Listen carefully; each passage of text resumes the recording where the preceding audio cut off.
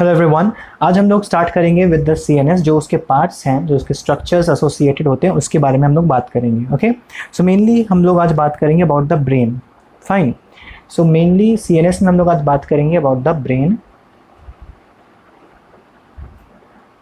So brain is the command and control centre of our body. ठीक है, so it is the command and control center of our body. It is present inside the cranial box. ठीक है, cranium box के अंदर present है. So it is present inside the cranium, या फिर से brain box कहते हैं. Fine. It is covered by cranial meninges. ठीक है, स्पाइनल मेनिंजेस भी होते हैं, इसलिए मेंशन करना पड़ता है कि क्रेनियल मेनिंजेस। ओके, क्योंकि स्पाइनल कॉर्ड को भी सराउंड करने वाले मेनिंजेस रहते हैं, they are called the spinal meninges. Okay, so now the cranial meninges are further divided into 3 layers. Okay, so the first one is the outermost. It is called the dura mater. Okay, then we have the middle layer, and this layer is called the arachnoid space. Arachnoid, not space, arachnoid matter, या simply arachnoid. And middle layer जो रहता है, that is thin. Okay, and we have the last one, that is the inner layer, and that is called the pia mater. Okay, and this is in contact with the brain, in contact with the brain. Okay, so this is in contact with the brain. Now हम लोग brain के parts को देखेंगे. Okay, so brain has got 3 parts mainly.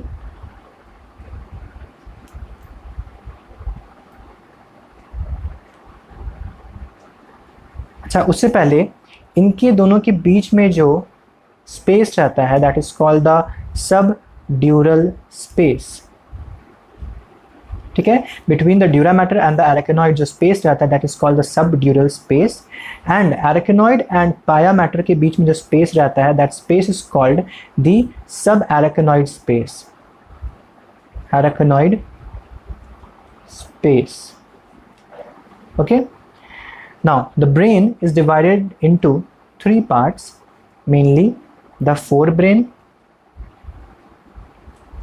Okay, so forebrain includes the cerebrum. ठीक है, तो पहले हम लोग इसका पार्ट्स देख लेते हैं, देन हम लोग इस पे चलेंगे, क्योंकि फोरब्रेन थोड़ा बड़ा है compare to the mid brain and the hind brain. So forebrain, mid brain and hind brain. ना ब्रेन के बारे में पूरी तरह से डिस्क्राइब करना वुड बी वेरी डिफिकल्ट, क्योंकि एक बहुत बड़ा टॉपिक है ये ब्रेन खुद में.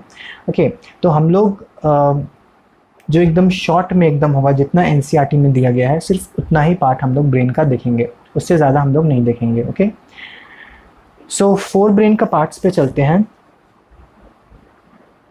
सो फोर ब्रेन में जो सबसे मेजर पार्ट होता है, major part is cerebrum. सबसे बड़ा पोर्शन जो होता है फोर ब्रेन का, that is cerebrum. Okay, then it also includes the other structure like thalamus, subthalamus and hypothalamus. Okay, etc. और ये सारा कुछ जो है, hypothalamus and thalamus comes under the diencephalon. Okay, so ये फोर ब्रेन जो है, that is constituted by this cerebrum, which is the major part, cerebrum. Then we have the thalamus, subthalamus, metathalamus, hypothalamus and many other parts. Okay, यहाँ पे सिर्फ important parts को name किया गया है, cerebrum, thalamus and hypothalamus. Okay, now The cerebrum has got two halves, and that is connected by the tract of nerve fibers that is called the corpus callosum. Fine. So the cerebrum, forebrain has two parts, okay, and both are connected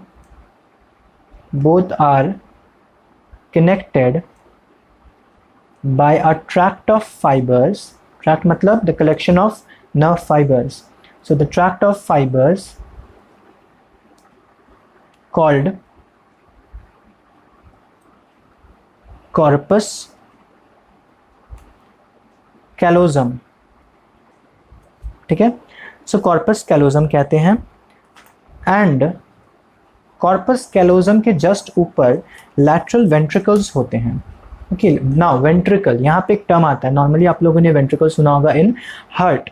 now ventricle in the brain is the space, is the empty space, is the space through which the cerebrospinal fluid flows. ठीक है, तो cerebrospinal fluid जो होता है, जो कि brain को nourishment provide करता है, तो सेरिब्रोस्पाइनल फ्लूइड फ्लो करता है through this ventricles. Okay, so corpus relation के एसोसिएशन में जो वेंट्रिकल्स रहते हैं उसे कहते हैं लैटरल वेंट्रिकल. तो जाहिर सी बात है, see what happens that it is one half of the brain, it is the second half of the brain, fore brain. तो यहाँ पे ये एक डिप्रेशन लाइक एरिया होता है. मैं यहाँ पे कनेक्शन नहीं दिखा रहा, कॉर्पस कैलोजम मैं यहाँ पे नहीं दिखा रहा हूँ. ठीक है, सो this is the lateral ventricle, both the sides, lateral ventricles. तो कितना लैटरल वेंट्रिकल्स होगा? दो लैटरल वेंट्रिकल्स होगा. ठीक है, one on each of the cerebral hemispheres. Okay, तो सेरिब्रल हेमिस्फीयर्स का एक, सो सेरिब्रल हेमिस्फीयर्स में एक एक लैटरल वेंट्रिकल्स होंगे. ठीक है, और कहाँ होगा? Just above, little bit above the corpus callosum. ठीक है, तो लैटरल वेंट्रिकल्स प्रेजेंट होता है. मैं यहाँ पे इसको पॉइंट वाइज नहीं लिखा रहा क्योंकि आप लोगों के लिए ये उतना इंपॉर्टेंट नहीं है. ठीक है, लैटरल वेंट्रिकल्स का मतलब याद रखना है, दीज आर द स्ट्रक्चर जिसमें से कि सेरिब्रोस्पाइनल फ्लूइड फ्लो करता है इनसाइड द ब्रेन. ठीक है, और these are the empty spaces जिसमें कि ये फ्लो होता है सेरिब्रोस्पाइनल फ्लूइड का. ओके, नाउ कॉर्पस कैलोजम के बारे में हो गया. देन ओके, आउटर कॉर्टेक्स जो रहता है, outer cortex it is called the grey matter. ठीक है, क्यों ग्रे मैटर कहते हैं? क्योंकि ये ग्रे अपीयर करता है. ओके, और ग्रे क्यों अपीयर करता है? Because it is constituted by, consists of nerve cell body. ठीक है, नर्व का सेल बॉडी यहाँ पे कॉन्सेंट्रेटेड रहता है. Okay, and they are called the, and therefore उसका जो अपीयरेंस रहता है, जो कलर होता है, वो थोड़ा ग्रेइश अपीयरेंस होता है. Okay, now this cortex is thrown into prominent fold that is called the gyri and the sulci. ठीक है, या फिर गायरस एंड सल्कस भी कह सकते हैं. So it is thrown into folds. ठीक है, called gyrus, which are the elevated portion, या फिर folds कह सकते हैं, and sulcus, that is the depression or the what to say, depression होगा या फिर grooves कह सकते हैं. ठीक है, तो ब्रेन कुछ इस तरह से होता है, convoluted होता है, इस तरह से रहता है, इस तरह से. तो ये जो चीज़ है, this is called the gyrus, और ये जो डीप पिट है, ये जो ग्रूव है, this is called the sulcus. तो ये क्या करता है ना कि सरफेस एरिया को बढ़ा देता है. ठीक है, सरफेस एरिया को बढ़ा देगा. नॉन सिंपली आप सोचिए कि अगर आप एक बेड शीट है, या फिर अगर ये एक शीट है, अगर हम इसे एक जगह मोड़ देते हैं इस तरह से, तो क्या होगा कि सरफेस एरिया क्या होगा, कम लगेगा जितना ये ऑक्यूपाई कर रहा है। तो इसका जो एरिया था इस केस में, अगर हम उसे इस तरह से कर देंगे, so it will help me to accommodate more such structures in this particular given area only. ठीक है, तो फोल्डिंग्स की मदद से जो ब्रेन है उसमें न्यूरॉन्स का अमाउंट बढ़ जाता है मैनीफोल्ड। ठीक है, now this outer cortex area has got 3 areas. ठीक है, तो आउटर कॉर्टेक्स में we have got 3 areas and these 3 areas are the motor areas। आपको अब आपको नाम का मतलब पता चल रहा होगा। मोटर एरिया मतलब वो वहाँ से कमांड करेगा, कुछ भी फंक्शन होगा उसका कमांड यहीं से जाएगा, from the motor areas. Then we have got the sensory areas, मतलब यहाँ पे सेंसरी सिग्नल्स आएंगे। ठीक है, जो भी सेंसरी सिग्नल पिकअप किया है from the peripheral nervous system वो इस एरिया में आएगा सेरेब्रल कॉर्टेक्स का, that is the sensory area.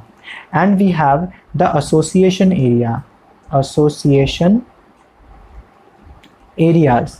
Now these area are neither motor nor sensory, ये मोटर भी नहीं होते और सेंसरी एरिया भी नहीं होते।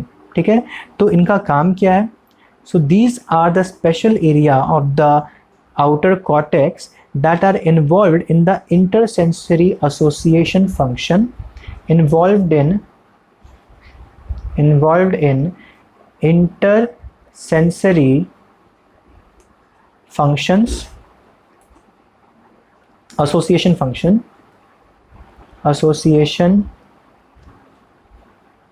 functions। ओके, और क्या काम हो सकता है इनका? मेमोरी के लिए, कम्युनिकेशन के लिए एंड अदर कॉम्प्लिकेटेड फंक्शंस। तो ये एसोसिएशन एरिया जो है ऐसा कॉम्प्लिकेटेड फंक्शन के लिए रिस्पॉन्सिबल होता है। ओके, सो आउटर कॉर्टेक्स का 3 एरिया हम लोगों ने देखा, motor area, sensory area and association area. Motor area दूसरे पार्ट्स ऑफ बॉडी को कमांड देगा, सेंसरी एरिया सेंसरी इम्पल्सेस को प्रोसेस करेगा जो कि रिसेप्टर्स उठाए हैं from the peripheral part of the body. And association areas जो है these are neither motor nor sensory, these are rather involved in some complicated activities, okay, like intersensory association function, memory and communication। okay, so now we will be talking about the medulla।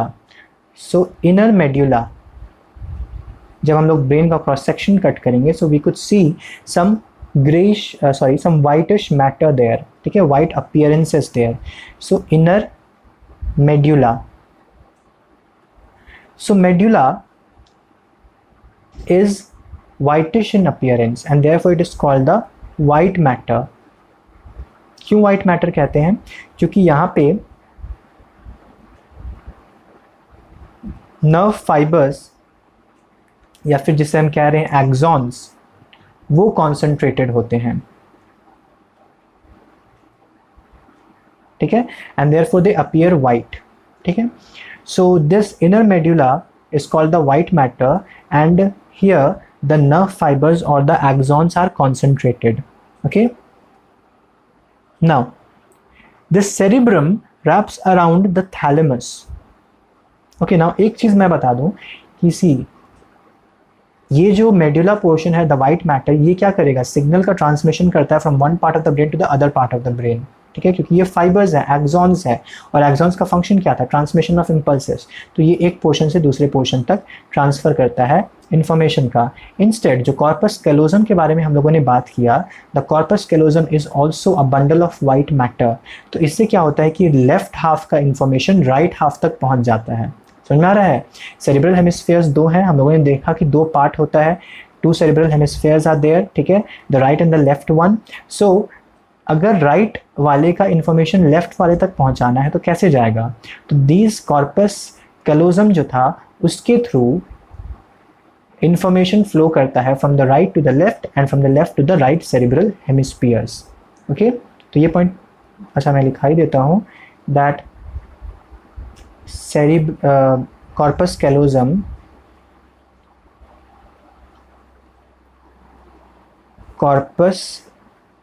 callosum, it is a bundle of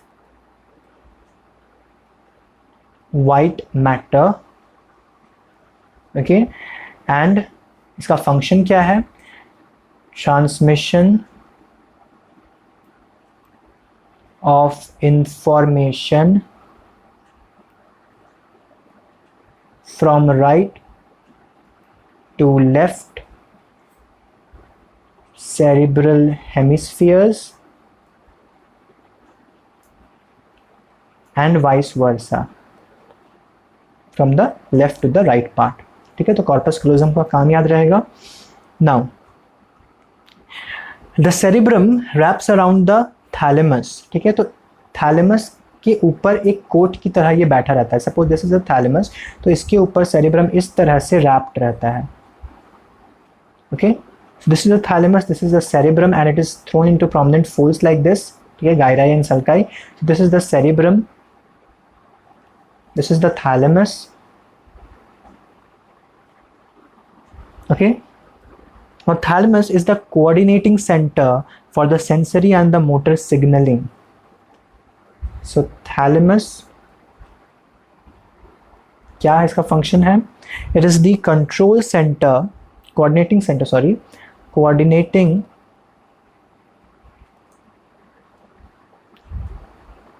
center for sensory and motor signaling.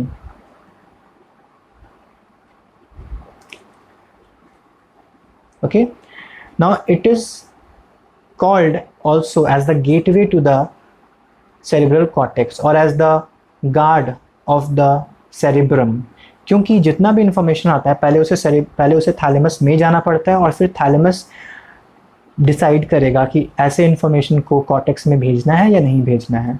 ठीक है, तो thalamus जो है that decides whether an information should be taken to the brain और not.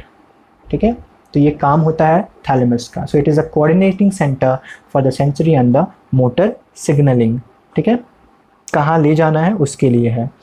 Now hypothalamus का भी function बहुत important है. ये आप लोग और पढ़ोगे in the last chapter, hypothalamus. So hypothalamus is a small structure but very important structure. ठीक है, so it helps to control या मेंटेन बॉडी टेम्परेचर.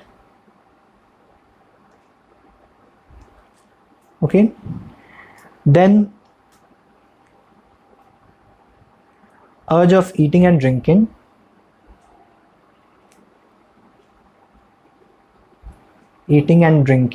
एंड बहुत फंक्शन होता है जैसे सेक्सुअल डिज़ायर को कंट्रोल करना या सेक्सुअल एक्टिविटीज़ को कंट्रोल करना. सो वो लिम्बिक सिस्टम के साथ एसोसिएशन में रहकर वो ये सारा काम करता है. Okay, also it has got neuro secretory cells that secrete hormones.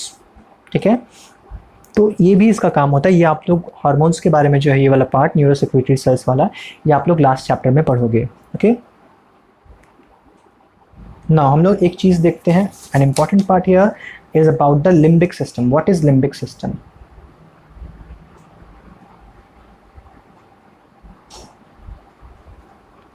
So limbic system is the inner part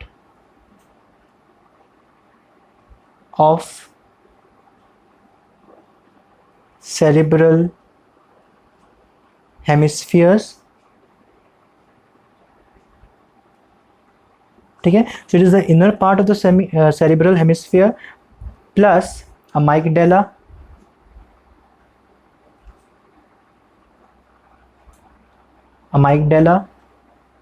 plus the hippocampus,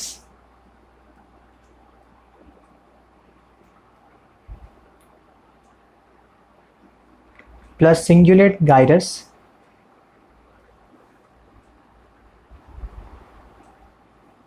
plus the para hippocampal gyrus, ठीक है। तो इस तरह से और भी होते हैं कंस्टिट्यूशन इसके, बट यहाँ पे जो आपको मेन याद रखना है that is the inner part of the cerebral hemisphere and the amygdala and the hippocampus. तो एटसेट्रा यहाँ पे हम लिख देते हैं, और भी स्ट्रक्चर्स एसोसिएटेड होते हैं। तो इन सब के यूनियन को हम कहते हैं लिम्बिक सिस्टम, एंड ये और कॉम्प्लेक्स फंक्शन के लिए इन्वॉल्व होता है, ठीक है। So the limbic system plus the hypothalamus, limbic system plus hypothalamus जो है, together they function to regulate or control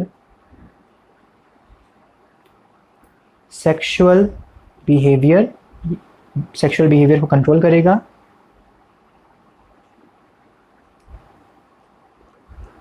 plus emotional reaction को भी कंट्रोल करेगा, ठीक है। तो limbic system is the union of the cerebral hemisphere, the inner part of the cerebral hemisphere, amygdala and hippocampus, cingulate gyrus and the parahippocampal gyrus and other structures as well, ठीक है। लेकिन इसका जो main part है that is the amygdala, hippocampus and the inner part of the cerebral hemispheres, ठीक है। तो इसको मिलाकर हम कहते हैं limbic system, and limbic system plus hypothalamus it regulates the sexual behaviour, plus it is the site of it is the center to control the emotional reactions as well, ठीक है। different emotional reaction, it could be anger, laughing, smile, all these emotional reactions जो भी होता है, crying and all, ये सारा कुछ इन्हीं से कंट्रोल होता है, ओके। नाउ हम लोग चलते हैं मिड ब्रेन के ऊपर।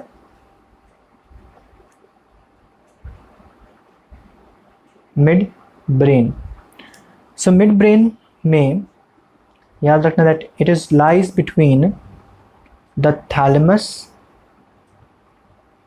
Hypothalamus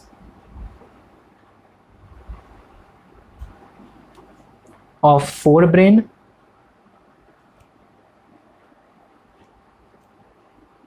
and pons of mid brain, ठीक है। तो sorry, not mid brain, hind brain,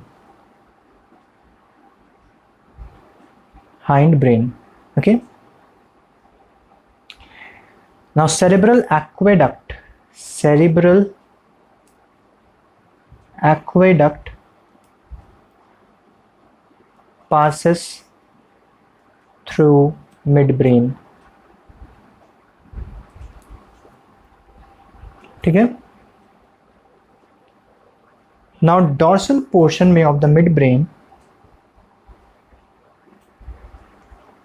4 swellings are present, 4 round swellings are present, and these swellings are called the corpora quadrigemina,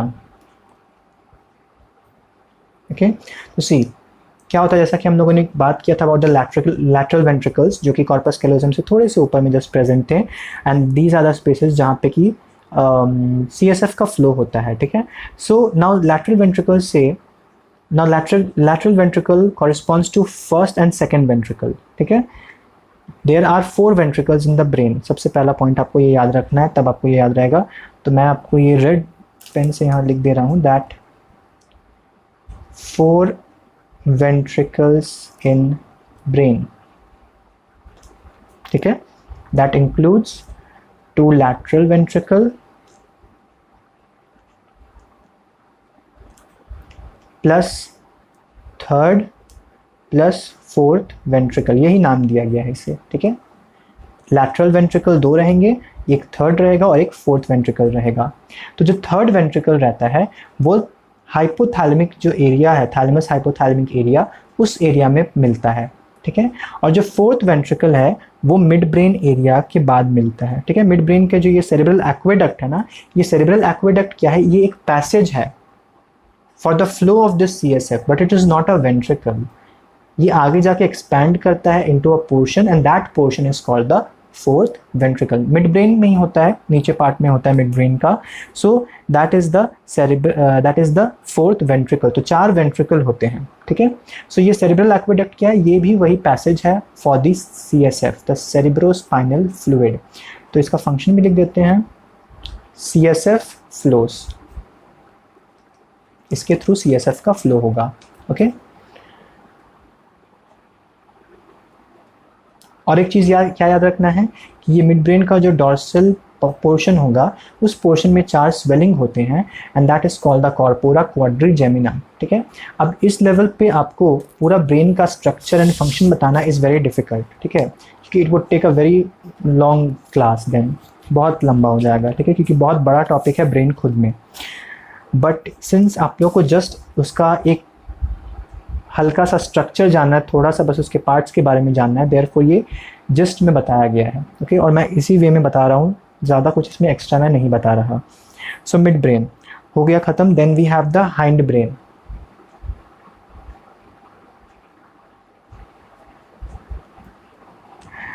now hind brain includes pons plus cerebellum plus medulla oblongata.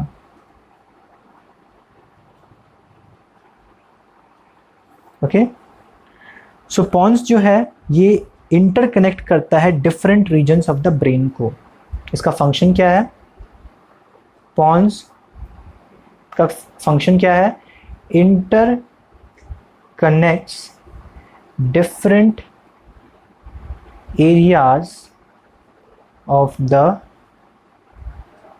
brain, यही इसका काम है. ठीक है, cerebellum का काम, main जो सबसे मेन काम मैं बता रहा हूं, बॉडी बैलेंस. बॉडी बैलेंस में सबसे मेन काम है सेरिबेलम का. ओके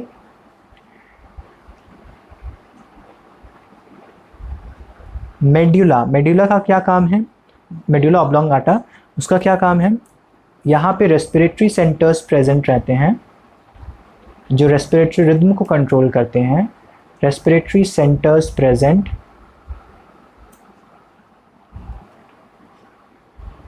कार्डियोवास्कुलर सिस्टम रिफ्लेक्सेस यहाँ पे होते हैं. ठीक है, जो रिफ्लेक्स आर्क, अभी हम लोग रिफ्लेक्स के बारे में पढ़ेंगे इसके बाद, तो रिफ्लेक्स आर्क जो कार्डियोवास्कुलर सिस्टम के लिए होता है वो यहाँ पे होता है. ठीक है, गैस्ट्रिक सिक्रीशंस के लिए भी,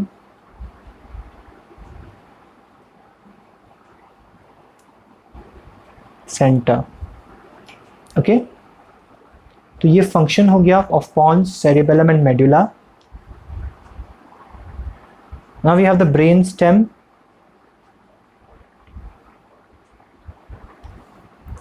सो ब्रेन स्टेम में we have the mid brain. ये याद रखना है, midbrain plus pons plus medulla oblongata. ये 3 स्ट्रक्चर को मिलाकर कहते हैं ब्रेन स्टेम. ओके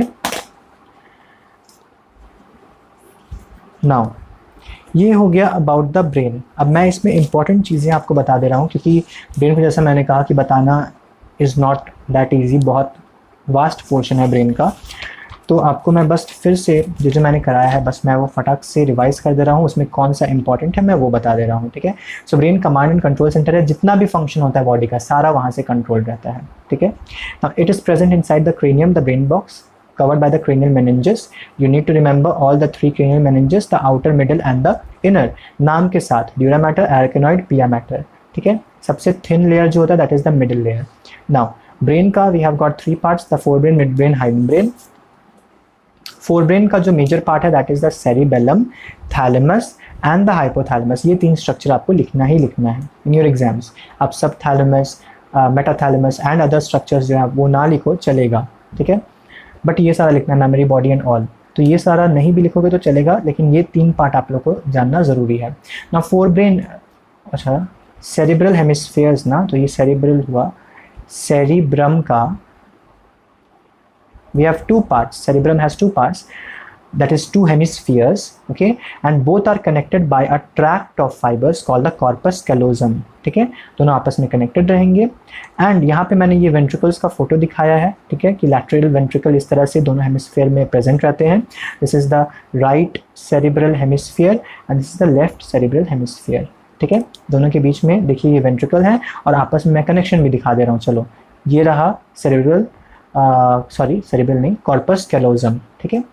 तो इस तरह से अरेंजमेंट रहता है। Now outer cortex is called the grey matter.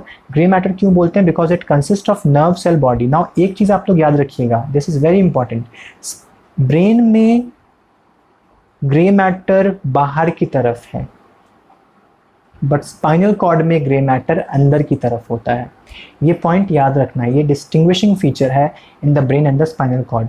Brain में ग्रे मैटर बाहर की तरफ होता है, आउटर रीजन में होता है, आउटर कॉर्टेक्स रीजन में, वेयर एज स्पाइनल कॉर्ड में ग्रे मैटर अंदर की तरफ होता है। Okay, so it consist of the nerve cell bodies.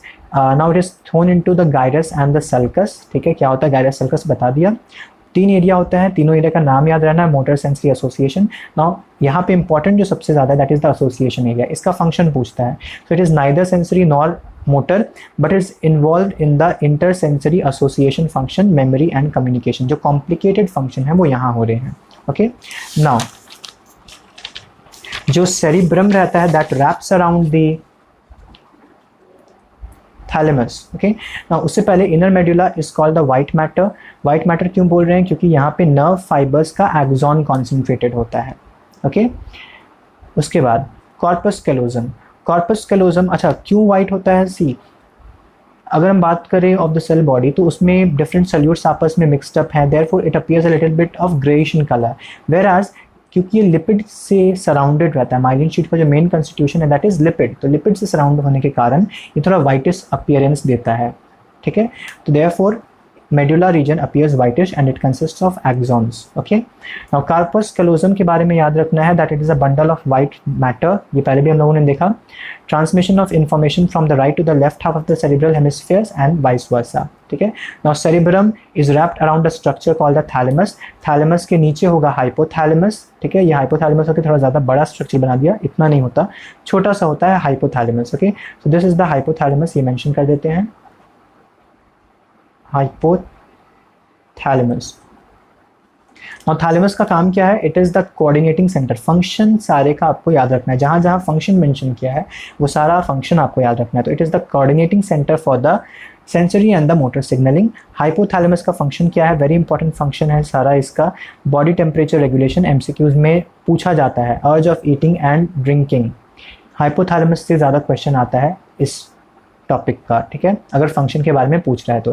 Neurosecretory cells रहते हैं जो हार्मोन सिक्रिएट करते हैं, ये आप लोग केमिकल रेगुलेशंस में भी देखोगे, ठीक है।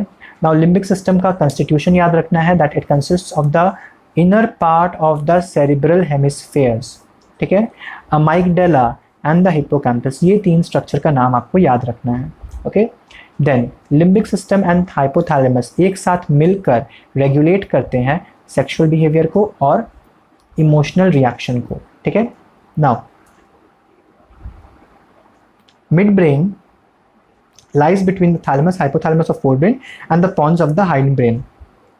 Cerebral aqueduct passes through the midbrain, ठीक है, ये याद रखना है। cerebral aqueduct पास करता है midbrain से। dorsally 4 swellings प्रेजेंट रहते हैं, नाम याद रखना है corpora quadrigemina। इसका फंक्शन क्या है, स्ट्रक्चर क्या है, ये सब नहीं जानना अभी, सिर्फ अभी ये याद रखना है दैट corpora quadrigemina लोकेटेड रहता है dorsally, ठीक है।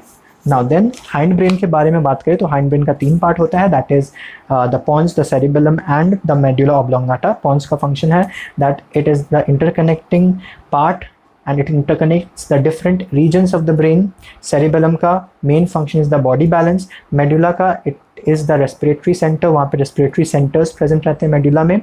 Cardiovascular systems, reflexes and the gastric secretion. इसलिए कहते हैं कि अगर सर के पीछे वाले पार्ट में, हेड के पीछे वाले पार्ट में अगर चोट लगता है तो ऐसा कहते हैं ना नॉर्मली कि आदमी मर जाएगा। क्यों? क्योंकि यहाँ पे रेस्पिरेटरी सेंटर्स प्रेजेंट रहता है एंड कार्डियोवास्कुलर सिस्टम का भी रहता है। So therefore medulla is an important part. Okay, brain stem याद रखना है, एग्जाम में ये भी पूछा जाता है एमसीक्यूज में कि ब्रेन स्टेम में क्या क्या पार्ट इंक्लूडेड है। तो ब्रेन स्टेम में pons, mid brain and medulla oblongata included है। Okay, So now about the reflex arc. Okay, so reflex action या reflex action and the reflex arc and reflex action. So एक statement लिखाते हैं and then उसके बाद मैं इसका diagram बना दूंगा जिससे कि ईजिली समझ में आ जाएगा. Okay, so the entire process of response to a peripheral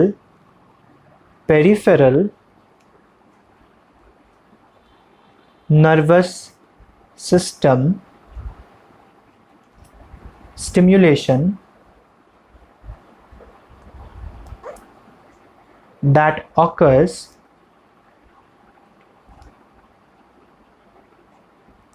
involuntarily and requires involvement of a part of the central nervous system, either brain or spinal cord,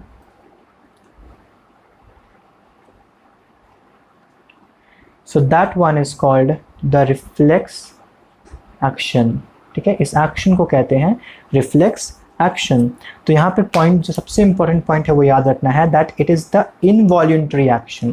ठीक है, अगर मूवमेंट भी हो रहा है स्केलेटल मसल का तो वो हमारे विल के अकॉर्डिंग नहीं हो रहा है, वो इनवॉल्यूंटरी मूवमेंट हो रहा है, अपने से हो रहा है.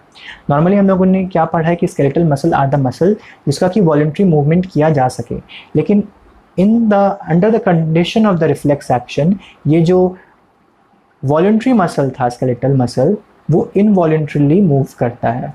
ओके, एंड ये क्या है? It is a process that it is a process of response to the peripheral nervous system stimulation. peripheral nervous system को stimulate किया गया तो ये response हुआ और ये एक involuntary response होता है और इसमें central nervous system का कोई एक part involved होता है, either it could be a brain or the spinal cord.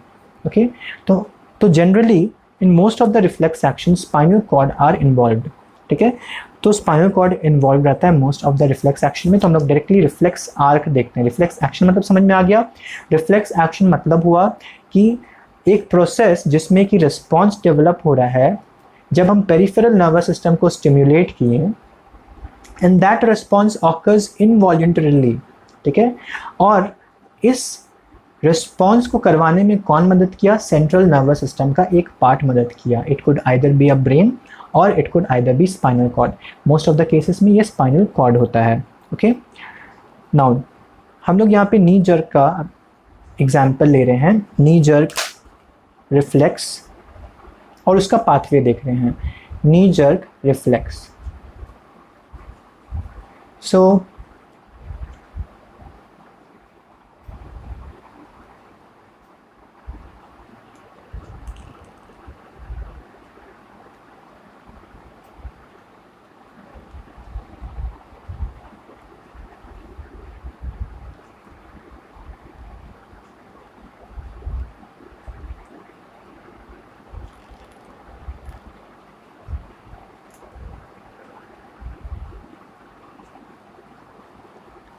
so this is the neural canal. ठीक है, इसके थ्रू CSF फ्लो करता है जो बीच वाला है. नाउ दिस रीजन हियर, मैंने अभी कहा था कि ब्रेन में कॉर्टेक्स में क्या होता है, आउटर कॉर्टेक्स में क्या होता है? ग्रे मैटर होता है. But here what we have, here we have the white matter on the outside and we have the grey matter on the inside. ठीक है, ये ग्रे मैटर है and this is the white matter. ठीक है, what happens that suppose ये suppose knee है, this is नी. ठीक है, यहाँ पे अगर पेटेलर हैमर से अगर हम स्ट्राइक करते हैं, स्ट्राइक करेंगे अगर, ये पेटेलर हैमर, पेटेला जो होता है, you might be knowing patella ना, patella is the knee bone. तो पेटेलर हैमर से अगर हम इसमें स्ट्रक करते हैं तो यहाँ पे एक मसल का टेंडन होता है, ठीक है। मैं रेड से उस टेंडन को दिखा रहा हूँ, एक मसल का टेंडन होता है। सो वो टेंडन की वजह से इसे स्ट्राइक करने से क्या होता है कि ये जो लेग है ये ऑटोमेटिकली ऊपर उठ जाएगा, ठीक है। हम अपने मन से नहीं कर रहे हैं, ये ऑटोमेटिकली ऊपर इनवॉलंटरी ऊपर उठ जा रहा है, ठीक है। इनवॉलंटरी जो है वो ऊपर उठ जाएगा। सो इसका पाथवे कैसे हुआ वो अब हम लोग पाथवे देखेंगे कि यहाँ से सेंसरी इम्पल्स गया, ये इसे रिसेप्ट कर रहा था, सी यहाँ पे ये इसे रिसेप्ट कर रहा है, ठीक है। ये सेंसरी इम्पल्स गया यहाँ पे, ये इसका थाई है, ठीक है, ये इसका थाई है ना। सेंसरी इम्पल्स यहाँ से गया to the dorsal horn of the spinal cord. अच्छा, मैंने यहाँ पे लेबलिंग नहीं किया है इसका। So this is the ventral horn of the spinal cord, ventral horn of the spinal cord. This is the dorsal horn of the spinal cord, dorsal horn of the spinal cord. जितना ज़रूरत है मैं बस उतना ही label कर रहा हूँ, ये सारा कुछ मेंशन नहीं कर रहा, ठीक है। This is the white commissure, खैर anterior white commissure, खैर वो नहीं जानना। So see what happens that यहाँ पे आया सेंसरी इम्पल्स लेकर, और यहाँ पे एक बीच में इंटरन्यूरॉन कभी प्रेजेंट रह सकता है, किसी कंडीशंस में प्रेजेंट नहीं रहता है, ठीक है। ये रिफ्लेक्स एक्टिविटी के ऊपर डिपेंड करता है, ठीक है। तो यहाँ पे डेंड्राइट्स पिकअप करेंगे इसके इंफॉर्मेशन को, इसका डेंड्राइट्स का सेल बॉडी होगा खुद का, फिर इसका एक्सॉन होगा, फिर ये यहाँ टर्मिनेट कर गया इनटू द बल्ब इस तरह से, फिर यहाँ पे दूसरे के डेंड्राइट्स होंगे, ये इसका सेल बॉडी है, ये फिर आगे कंटिन्यू करेगा, मैं रेड से दिखा रहा हूँ, ये फिर आगे कंटिन्यू करेगा इस तरह से, और फिर सप्लाई करेगा इस एरिया को एंड दिस एरिया, ठीक है, जिससे कि यहाँ के मसल एक्टिवेट हो जाएंगे एंड ये मसल जो है इसको ऊपर की तरफ खींच लेगा। मेनली इस ये वाला जो मसल है, क्योंकि इसका टेंडन है तो ये वाला मसल यहाँ पे एक्टिवेट करता है इसे, ठीक है। ये जो न्यूरॉन है ये इसे एक्टिवेट करेगा और उसके बाद ये पैर ऑटोमेटिकली ऊपर उठ जाएगा, ठीक है। तो सी व्हाट हैपेंस कि यहाँ से सेंसरी इनपुट गया, this is the sensory input, sensory impulse, ठीक है। नाउ इस एरिया में एक इंपॉर्टेंट स्ट्रक्चर प्रेजेंट रहता है and that is called the dorsal root ganglia. This is the dorsal root ganglia. हम लोगों ने देखा था स्यूडो यूनिपोलार कहाँ पे प्रेजेंट रहता है, डॉर्सल रूट गैंग्लिया में, ठीक है। स्यूडो यूनिपोलार न्यूरॉन में हम लोगों ने पढ़ा था ना एग्जाम्पल, डॉर्सल रूट गैंग्लिया, तो ये यहाँ पे रहता है और ये क्या करता है, ये एक्ट करता है यहाँ तक लाने के लिए, ठीक है। तो क्या हुआ कि यहाँ से सेंसरी इम्पल्स जाना स्टार्ट हुआ, ये पहुंचा डॉर्सल रूट गैंग्लियन से, डॉर्सल रूट गैंग्लियन से पहुंचा स्पाइनल कॉर्ड में। यहाँ पे एक इंटरमीडिएट न्यूरॉन प्रेजेंट रह सकता है, this is called the inter neuron या एसोसिएशन न्यूरॉन कहते हैं इसे, इंटर न्यूरॉन और एसोसिएशन न्यूरॉन, ओके। ये पहुंचा, उसके बाद ये जो रेड स्ट्रक्चर है, this is the motor fibre, this was the sensory fibre, ठीक है। तो ये सेंसरी फाइबर सेंसेशन को पिकअप किया फ्रॉम द रिसेप्टर, यहाँ पे रिसेप्टर प्रेजेंट रहेगा, सेंसरी रिसेप्टर, रिसेप्ट किया, सिग्नल ट्रांसफर किया, सिग्नल आया to the dorsal root ganglion, dorsal root ganglion से चला गया into this grey matter of the spinal cord. Enter कहाँ से किया, dorsal horn of the spinal cord से ये एंटर किया। बीच में एक इंटरन्यूरॉन प्रेजेंट हो भी सकता है और नहीं भी हो सकता है, ठीक है, ज़रूरी नहीं है कि प्रेजेंट होगा, ठीक है, वो डिपेंड करेगा कि किस तरह का रिफ्लेक्स एक्टिविटी है, ओके। देन ये वेंट्रल हॉर्न तक आएगा, वेंट्रल हॉर्न पे आने के बाद यहाँ से इमर्ज करेगा, इमर्ज करेगा तो ये मोटर फाइबर होगा, क्योंकि ये कमांड लेके जा रहा है। स्पाइनल कॉर्ड क्या किया, अब कमांड दे दिया कि आप ये लगा है तो आपका एक्टिविटी क्या होगा, देन ये यहाँ पे आके इसे सप्लाई करेगा यहाँ के मसल को, ठीक है, क्योंकि यहाँ का मसल का टेंडन था, इसे यहाँ पे आके सप्लाई करेगा और ये ऑटोमेटिकली जो है मसल कॉन्ट्रैक्ट करेगा और ये पैर ऊपर हो जाएगा, ठीक है। सो this is called the knee jerk reflex, ठीक है। पेटेलर हैमर से स्ट्रक करने पे इस टेंडन को नी का जर्क होगा, that is why it is called the knee jerk reflex. तो ये हो गया अबाउट द रिफ्लेक्स आर्क। तो ये जो आर्क का मतलब क्या हुआ, ये जो पूरा पाथवे था इसका, यहाँ से लेकर यहाँ आया, फिर यहाँ से लेकर यहाँ गया। सो this is the reflex arc. So this is the reflex arc, okay. So this is all about the structure of brain and the reflex activity, जिसमें कि स्पाइनल कॉर्ड का रोल था। यहाँ पे याद रखना है दैट ग्रे मैटर अंदर की तरफ, ठीक है, और वाइट मैटर बाहर की तरफ प्रेजेंट रहता है in the spinal cord, whereas brain में उल्टा होता है, ग्रे मैटर बाहर की तरफ और वाइट मैटर अंदर की तरफ, okay. So that's all for today. Next class में हम लोग कंटिन्यू करेंगे with the sense organ, okay. So that's all for today, thank you.